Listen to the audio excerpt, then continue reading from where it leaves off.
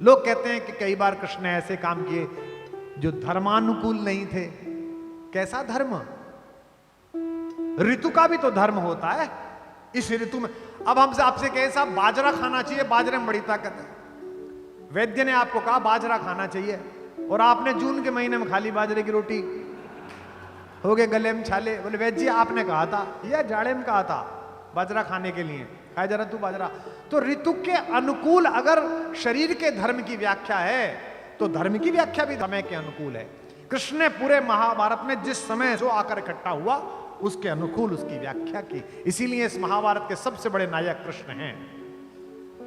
कृष्ण शांति लेने गए थे और शांति लेने के प्रयासों में मेरे योगेश्वर ने 1% कमी नहीं करी। जितना झुक सकते थे उतने झुके। दुर्योधन जैसे नीच को उन्होंने पुरुष श्रेष्ठ कहा। कभी पढ़िए आप उस पर्व में व्याख्या महाभारत में, कहते हैं पुरुष श्रेष्ठ आपका यश वैसे ही ऊंचा रहेगा, आप युद्ध मत करिए, मान जाइए। दुर्योधन नहीं माना। लेकिन जब पांडवों की कुटिया से गए थे संधि वार्ता के लिए और दोपहर का भोजन करने के बाद कृष्णा अर्थात द्रौपदी हाथ धुलाने के लिए गई तो थोड़ा सा जल हाथ पे गिराते ही द्रौपदी ने जल रोक लिया। कृष्ण ने मुंह की ओर देखा कि क्या हुआ। द्रौपदी ने कहा कि कन्हैया याद है बचपन में तुम जब हमारे घर आए थे छुट्टियों में तो मुझसे चौसर का एक दाव हार गए थे। तो कन्हैया ने कहा हाँ याद है। तुमने मुझसे पूछा था मांग, क्या मांगती है कृष्णा? मैंने कहा था कान्हा कभी समय आएगा तो मांग लूंगी। वो समय आ गया है। कृष्ण ने कहा मांगो द्रौपदी। द्रौपदी ने कहा कन्हैया शांति के लिए जा रहे हो, संधि के लिए जा रहे हो, मैं ये मांगती हूं कि युद्ध लेकर लौटना। मैं अपने इन केशों को दुशासन की छाती के रक्त से धोऊंगी। प्रतिहिंसा और सत्य की। कृष्ण शांति लेने गए, युद्ध लेकर लौटे, लेकिन पूरी महाभारत पढ़ना मेरे कहने पर एक भी पल भगवान आपको ऐसे नहीं लगेंगे कि वो युद्ध लेना चाहते हैं। वे तो योगेश्वर हैं, त्रिकालदर्शी हैं, त्रैलोक्य उनके सामने हैं। उन्हें पता है कि मूर्ख नहीं मानेगा, लेकिन वो पूरी राज्यसभा के सामने, उसके पिता के सामने, पिता में भीष्म के सामने उसे एक्सपोज करना चाहते हैं कि ये युद्ध चाहता है, मैं युद्ध नहीं चाहता। यहां तक कि जिस दर्शन को उन्होंने केवल मां को दिखाया था और मां की भी स्मृति लोप कर दी थी, उस विश्व रूप का दर्शन पहली बार उन्होंने वही किया है। वर्षों तक वन में घूम घूम, बाधा विघ्नों को चूम चूम, से धूप घाम पानी पत्थर पांडव आए, कुछ और निखर सौभाग्य न सब दिन सोता है, देखे आगे क्या होता है। मैत्री की राह बताने को, सबको सुमार्ग पर लाने को, दुर्योधन को समझाने को, भीषण विध्वंस बचाने को भगवान हस्तिनापुर आए, पांडव का संदेशा लाए। क्या? दो न्याय अगर तो आधा दो, पर इसमें भी यदि बाधा दो तो दे दो हमको 5 गांव, रखो अपनी धरती तमाम, हम वही खुशी से खाएंगे, परिजन पर असी न उठाएंगे। दुर्योधन वह भी दे न सका, आशीष समाज की ले न सका, उल्टे हरि को बांधने चला, जो था असाध्य साधने चला। जब नाश मनुज पर छाता है, पहले विवेक मर जाता। हरि ने भीषण हुंकार किया, अपना स्वरूप विस्तार किया, डगमग डगमग दिग्गज बोले, भगवान कुपित होकर बोले, जंजीर बढ़ाकर साध मुझे, हां हां दुर्योधन बांध मुझे। यह देख पवन मुझ में लय है, यह देख गगन मुझ में लय है, मुझ में विलीन संकार जकल, मुझ में लय है संकार सचल, अमृत फूलता है मुझ में, संघार झूलता है मुझ में, उदयाचल मेरा दीप्त भाल, भूमंडल वक्षस्थल विशाल, भुज परद बंध को घेरे हैं, मैं नाक मेरु पग मेरे हैं, दीप्ते जो ग्रह नक्षत्र निकर, सब हैं मेरे मुख के अंदर। द्रगहो द्रगहों तो दृश्य अकांड देख, मुझ में सारा ब्रह्मांड देख, चर अचर जीव छर अक्षर, नश्वर मनुष्य सुर जाति अमर, शतकोटि सूर्य शतकोटि चंद्र, शतकोटि शरद शतमंद मंद्र, शतकोटि विष्णु ब्रह्मा महेश, शतकोश विष्णु जलपति धनेश, शतकोटि रुद्र शतकोटि काल, शतकोटि दंडधर लोकपाल, जंजीर बढ़ाकर साध मुझे, हाँ दुर्योधन बांध मुझे।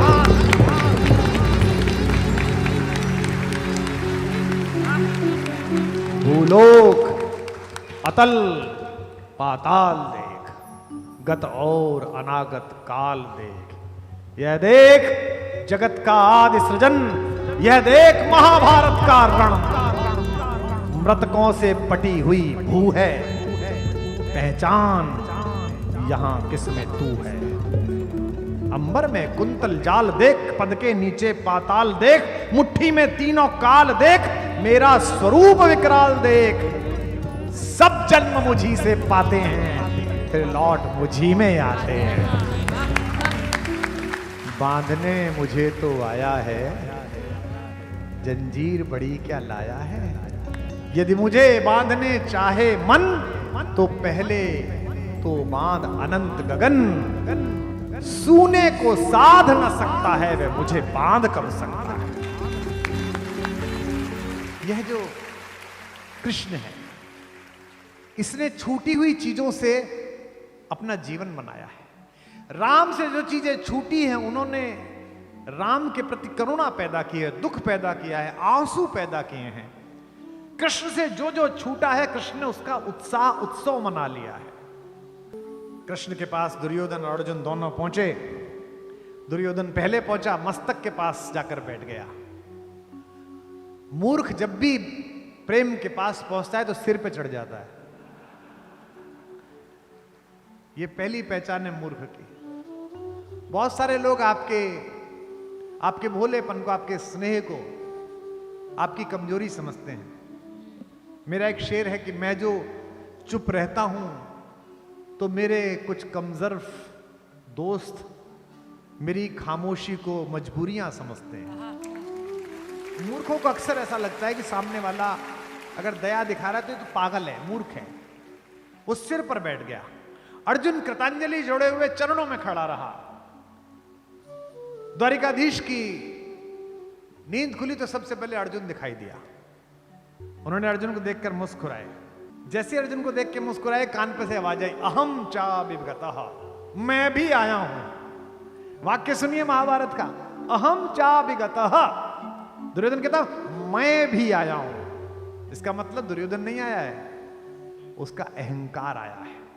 जो भगवान के पास जाते हुए भी अहम बोले, युद्ध हो ना हो, उस दुर्योधन का मरना तय है, उसका नाश होना तय। यही तो भाषा की तमीज है। कृष्ण कहते हैं भवान भिगतः पूर्वः। भगवान आप भी आए हैं। अरे गुरुराज आप भी आए हैं।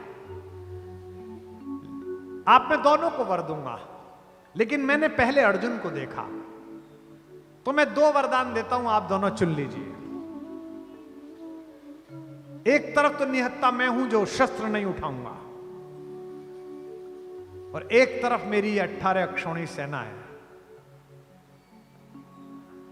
अर्जुन ने सेकंड के 100वें हिस्से में निर्णय लिया, वरया मास केशवः, हे केशव मैं आपका वर्ण करता हूं। एक पल की देरी नहीं लगाई सोचने में। दुर्योधन के दुख दुखी चल रही कि ये सेना नहीं ले जाए। उसने कहा नहीं, मैं सेना लूंगा। हमारे मराठी के एक बड़े प्रसिद्ध कथाकार है विनोद भट्ट। उनकी लघु कथाएं 30-30 शब्दों की, 40-40 शब्दों, छोटे छोटे। एक बड़ी प्यारी कथा है उनकी कि जब अकेले माधव को लेके अर्जुन चला द्वारिका से कुरुक्षेत्र के लिए, तो मजे लेते हुए कृष्ण ने कहा, अरे पगले तू बावला है, तुझे तमीज ना आई। ने कहा क्या हो गया प्रभु? बोले तू तो छाछ लेके जा रहा है, माखन तो वो ले गया। बोले वो बावला है, वो माखन ले गया, मैं माखन चोर को लेके जा रहा हूं। क्योंकि यतत कृष्ण ततो जय, जहां कृष्ण है वहीं विजय होगी। ये अर्जुन को पता है। दुर्योधन ने भोजन के लिए अनुरोध किया जब गए थे संधि पर। दुर्योधन ने कहा हम दोनों समान है तो आप भोजन मेरे यहां क्यों नहीं कर रहे? कृष्ण ने कहा भोजन दो स्थितियों में किया जाता है, या तो जिनसे प्रीति हो उनके यहां भोजन किया जाता है, या क्षुधा अपने आकार से बाहर होती हो तो कहीं भी भोजन किया जा सकता है। ना तो मेरी क्षुधा अपनी सीमा से बाहर, और आपसे कुरुराज मेरी प्रीत नहीं है। बर्बरीक का प्रसंग हो, अभिमन्यु का प्रसंग हो, अर्जुन के अहंकार का प्रसंग हो, दोनों तरफ वे ही लड़ रहे हैं। कृष्ण के माथे पर जो टीका यशोदा ने लगाया है ना, यशोदा शब्द का मतलब आपको पता है? संस्कृत शब्द है। संस्कृत में इसकी संधि करिए तो यशहदा, यश देने वाली माता, देवकी जन्म देने वाली माता, और जिस माता ने यश प्रदान किया वो यशहदा, यश देने वाली यशोदा। लेकिन द्वारिकाधीश के शीश पर टीका तो एक गरीब दोस्त ने लगाया। क्या अद्भुत मैत्री है भाई।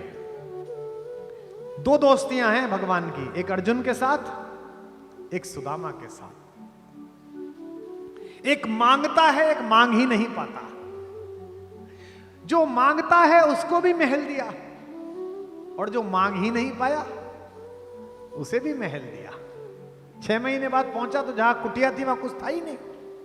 जब पहुंचा है दरवाजे पे तो द्वारिकाधीश के दरवाजे पे तो कैसा लग रहा है? पैर में चप्पल नहीं है।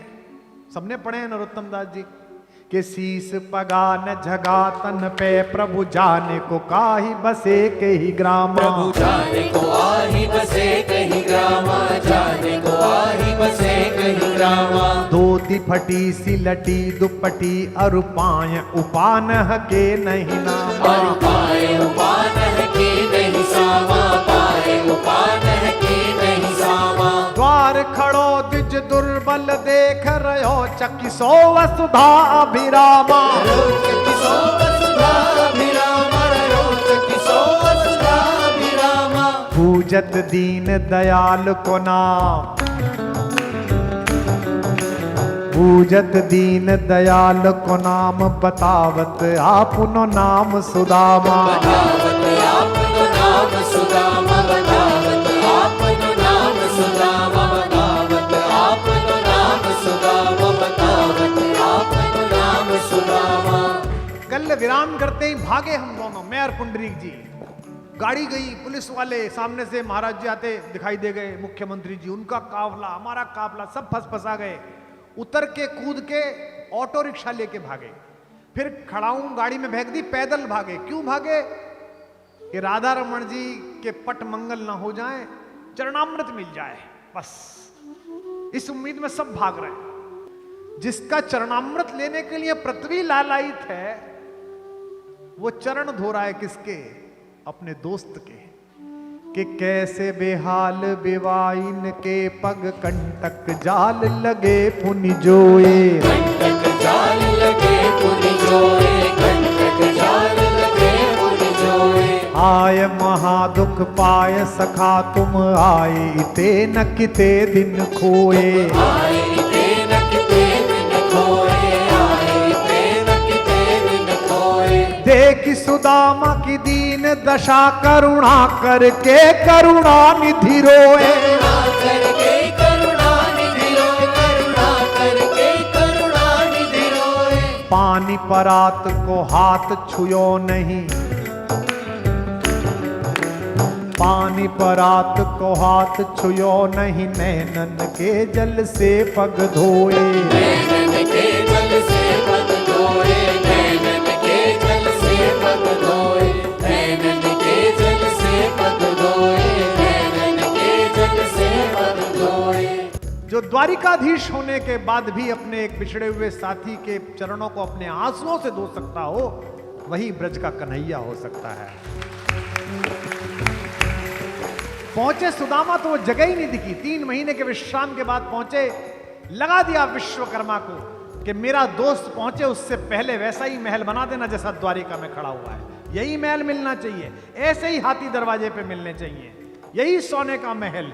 कह वह टूटी सी छानी हती, कह कंचन के अब धाम सुहावत, कंचन के अब धाम सुहावत, कंचन के अब धाम सुहावत। कह पग में पनही नहती, कह ले गजराज उठाड़े महावत। ले गजराज उठाड़े महावत, ले गजराज उठाड़े महावत। भूमि कठोर पे रात कटे, भूमि कठोर पे रात कटे, कह कोमल सेज पे नींद नावत। कोमल सेज पे नींद नावत, कोमल सेज पे नींद नावत। के जुर तो नहीं कौंदो सवा, के जुर तो नहीं कौंदो सवा, प्रभु के परताप ते दाख न भावे। के परताप ते दाख न भावे, प्रभु के परताप ते दाख न भावे, प्रभु के परताप ते दाख न भावे, प्रभु के परताप ते दाख न भावे। बोलो सुदामा के यार की। आपने कभी सोचा कि इस देश में सुग्रीव का मंदिर क्यों नहीं है? लड़ाई तो राम जी के साथ सुग्रीव ने भी बड़ी अद्भुत करी थी भाई, पीछे ही खड़े हो गए थे। हनुमान जी तो अकेले ही थे, सुग्रीव तो पूरे खानदान को लेकर लड़े। पुत्र भी लड़ रहा है, भतीजा भी लड़ रहा है अंगद, पूरी सेना लगा दी है। सबसे पहली बार जो लोग भेजे वे भी सुग्रीव की सेना के ही थे, क्योंकि सुग्रीव ने राम काज में संशय किया। जब आप बड़ा संकल्प धारण करते हैं तो आगे क्या मिलेगा इसकी अगर सोचकर संकल्प धारण करते हैं तो आपको कुछ नहीं मिलेगा। भगवान राम के साथ समुद्र के पार लड़ने के लिए जो गए थे, उनमें से एक भी व्यक्ति अयोध्या की राज सत्ता में भागी नहीं बना। उनमें से किसी ने वहां जाकर पोर्टफोलियो के लिए नहीं लड़ाई की। उनमें से कोई व्यक्ति आयोग के लिए नहीं मरा। वे सब इसलिए गए थे क्योंकि सत्य असत्य को पराजित करने के लिए आया था, क्योंकि विश्व के अंधकार से लड़ने के लिए प्रकाश का पुंज आया था, क्योंकि उनकी आत्मा में अवधारणा थी कि हमें असत से सत की ओर चलना है।